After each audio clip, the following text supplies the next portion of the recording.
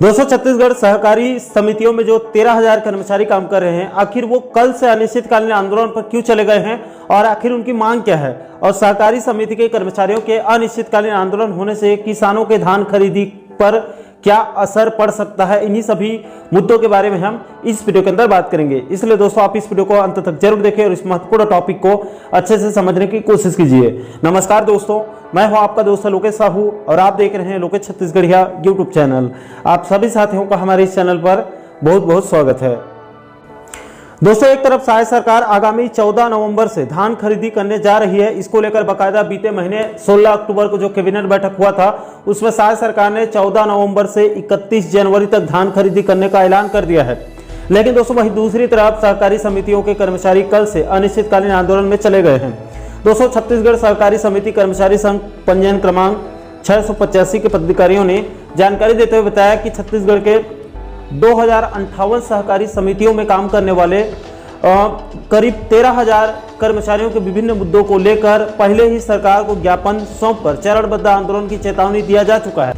दोस्तों, आपकी जानकारी के लिए बता दूं कि छत्तीसगढ़ सहकारिता समिति कर्मचारी संघ की तरफ से अपने मुद्दों के संबंध में कई बार शासन प्रशासन के समक्ष ज्ञापन सौंपा जा चुका है। इसको लेकर अभी हाल ही में बीते महीने 24 सितंबर 2024 को सहकारिता मंत्री केदार कश्यप और सहकारिता विभाग के आयुक्त महोदय को पत्र लिखकर प्रदेश के 2058 सहकारी समितियों में कार्यरत कर्मचारियों के सेवा नियम 2018 में आंशिक संशोधन करके कुल 9 सूत्रीय मांगों को पूरा करने की मांग किया गया था और ज्ञापन सौंपा गया था। इसके बाद छत्तीसगढ़ सहकारी समिति कर्मचारी संघ ने बीते महीने 14 अक्टूबर 2024 को सीएम सहाय के साथ साथ दोनों डिप्टी सीएम और सहकारिता मंत्री, खाद्य मंत्री, सहकारिता विभाग के सचिव, खाद्य विभाग के सचिव और सहकारिता विभाग के आयुक्त, इन सभी के नाम से 14 अक्टूबर को ज्ञापन सौंपकर अपनी समस्याओं को स्पष्ट रूप से रखा गया था। दोस्तों, इस ज्ञापन में साफ साफ कहा गया है कि छत्तीसगढ़ सहकारी समिति कर्मचारी महासंघ के प्रांतीय संगठन की तरफ से लगातार पत्राचार के माध्यम से प्रमुख 3 सूत्रीय मांगों को पूरा करने के लिए निरंतर पत्राचार करके शासन प्रशासन को अवगत कराते आ रहे हैं। लेकिन अत्यंत दुख का विषय है कि आज तारीख तक 3 सूत्रीय मांगों पर अभी तक किसी भी प्रकार के कोई भी सकारात्मक पहल नहीं किया गया है। इस कारण से प्रदेश कार्यकारिणी की बैठक में मांग पूरी होते तक चरणबद्ध आंदोलन अनिश्चितकालीन आंदोलन करने का निर्णय लिया गया था, जिसकी वजह से छत्तीसगढ़ के 2058 समितियों के द्वारा छत्तीसगढ़ शासन के महत्वपूर्ण कल्याणकारी योजनाएं जैसे कि समर्थन मूल्य पर किसानों से धान खरीदी की तैयारी, सार्वजनिक वितरण प्रणाली, कृषक पंजीयन, ERP, KCC, IS पोर्टल जैसे किसानों के ये सभी कामकाज पूरी तरह से ठप हो सकती है, जिसकी संपूर्ण जिम्मेदारी शासन प्रशासन की होगी कहा गया है। दोस्तों, अब आप ये भी समझ लीजिए कि आखिर छत्तीसगढ़ सहकारी समिति कर्मचारी संघ के कौन कौन से 3 सूत्रीय मांग है जिसको लेकर चरणबद्ध अनिश्चितकालीन आंदोलन किया जा रहा है। तो दोस्तों, सबसे पहले मध्य प्रदेश सरकार के तर्ज पर छत्तीसगढ़ सरकार के द्वारा भी प्रदेश के 2058 सहकारी समितियों में कार्यरत कर्मचारियों के वेतनमान और अन्य सुविधाओं का लाभ देने के लिए प्रति वर्ष सभी समितियों को 3-3 लाख रुपए प्रबंधकीय अनुदान राशि देने के लिए तत्काल आदेश जारी किया जाए, ये इनकी पहली मांग है। दोस्तों, यहाँ पर आपकी जानकारी के लिए ये भी बता दूं कि इसका लाभ मध्य प्रदेश के समितियों को दिया जा रहा है। इसके संबंध में मध्य प्रदेश सहकारिता विभाग की तरफ से बीते साल 6 अक्टूबर 2023 को एक आदेश जारी करके टैक्स और लेम्पस समितियों को यानी कि सहकारी समितियों के प्रबंधकीय अनुदान राशि को बढ़ाकर अधिकतम 3 लाख रुपए तक देने के लिए आदेश जारी कर दिया गया है। लेकिन छत्तीसगढ़ के सहकारिता समितियों में इस 3 लाख प्रबंधकीय अनुदान राशि का लाभ अभी तक फिलहाल नहीं दिया जा रहा है, बल्कि कम दिया जा रहा है, जिससे प्रबंधन के कामकाज और रखरखाव बुरी तरह से प्रभावित हो रही है। इसलिए छत्तीसगढ़ सहकारी समिति कर्मचारी संघ की तरफ से सबसे पहले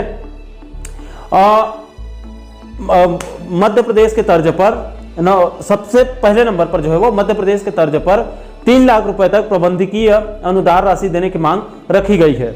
इसके बाद दूसरे नंबर पर सहकारी समितियों में काम करने वाले कर्मचारियों के लिए सेवा नियम 2018 में आंशिक संशोधन करते हुए पुनरीक्षण वेतनमान लागू किया जाए, ये इनकी दूसरी मांग है।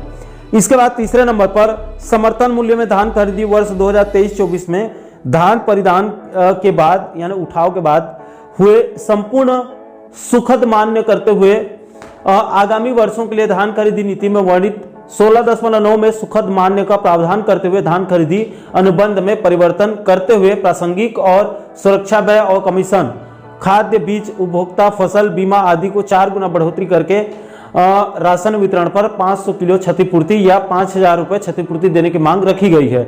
इन्हीं 3 सूत्रीय मुद्दों को लेकर छत्तीसगढ़ सहकारी समिति कर्मचारी संघ ने चरणबद्ध अनिश्चितकालीन आंदोलन का बिगुल फूंक दिया है।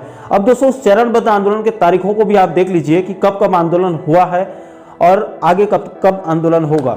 तो देखिए दोस्तों, छत्तीसगढ़ सहकारी समिति कर्मचारी संघ के बैनर तले सबसे पहले 18 अक्टूबर से 20 अक्टूबर तक प्रदेश के सभी 2058 समितियों में कार्यरत सभी 13,000 कर्मचारियों के द्वारा अपने अपने हाथ में काली पट्टी लगाकर काम किया गया था और विरोध जताया गया था। इसके बाद दोस्तों दूसरे चरण में दिनांक 21 अक्टूबर और 22 अक्टूबर को 2 दिन सामूहिक अवकाश लेकर सभी जिला मुख्यालयों में धरना प्रदर्शन करके 22 अक्टूबर को मुख्यमंत्री और खाद्य मंत्री के साथ साथ सहकारिता मंत्री के नाम से सभी कलेक्टर को ज्ञापन सौंपा गया था। इसके बाद तीसरे चरण में दिनांक 23 अक्टूबर से 3 नवंबर तक समिति मुख्यालय में भोजन अवकाश के बाद इन्हीं लंबित 3 सूत्रीय मुद्दों को लेकर नारा लगाकर विरोध प्रदर्शन किया गया था। इसके बाद दोस्तों इन्हीं 3 सूत्रीय मुद्दों को लेकर सकारात्मक पहल नहीं होने की स्थिति में चौथे चरण में फिर 4 नवंबर से माना तूता धरना स्थल से अनिश्चितकालीन आंदोलन का ऐलान कर दिया गया था। हालांकि दोस्तों छत्तीसगढ़ सहकारी समिति कर्मचारी संघ के पदाधिकारियों की तरफ से जो जानकारी दी गई उसके मुताबिक चूंकि उनका अनिश्चितकालीन आंदोलन माना तूता धरना स्थल में होने वाला था, लेकिन माना तूता में आंदोलन की अनुमति नहीं मिली, इसलिए संघ के तरफ से निर्णय लिया गया कि इस अनिश्चितकालीन आंदोलन को प्रदेश के सभी 5 संभाग मुख्यालय में यानी कि रायपुर, दुर्ग, बिलासपुर, सरगुजा और बस्तर, इन 5 संभागों के संभाग मुख्यालय में कल 4 नवंबर से अनिश्चितकालीन आंदोलन का बिगुल फूंक दिया गया है और आज अनिश्चितकालीन आंदोलन का दूसरा दिन है। दोस्तों इस मुद्दे को लेकर उन आंदोलनकारी कर्मचारी साथियों का क्या कुछ कहना है उसका भी आप एक छोटा सा वीडियो क्लिप्स देख सकते हैं।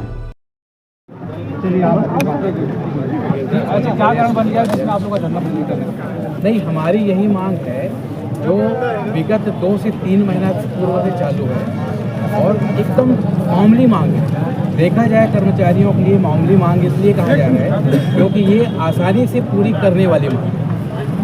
मध्य प्रदेश में जब समिति कर्मचारियों को 3 लाख प्रति समिति दी जा सकती है तो छत्तीसगढ़ में क्यों नहीं? जब 1,000 रुपये माता बहनों के नाम से 70 लाख महिलाओं को दी जा सकती है तो समिति कर्मचारियों के बड़ों में देने में क्या आपत्ति है?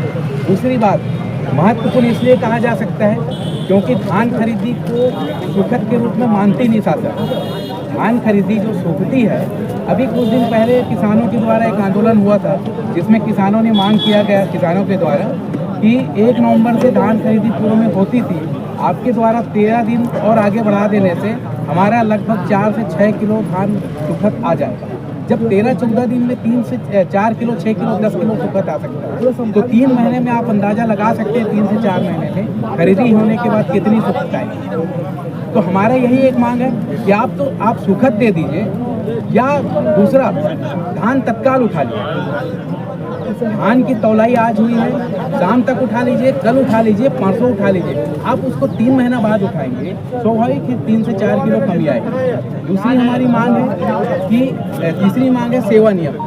कितनी दुर्भाग्य की बात है, हमारे लिए जो कर्मचारियों का सेवा नियम बना हुआ है वो लगभग 3 साल से पेंडिंग है और कई कर्मचारी ऐसे हैं जिनको वेतन के लाले पड़ गए हैं।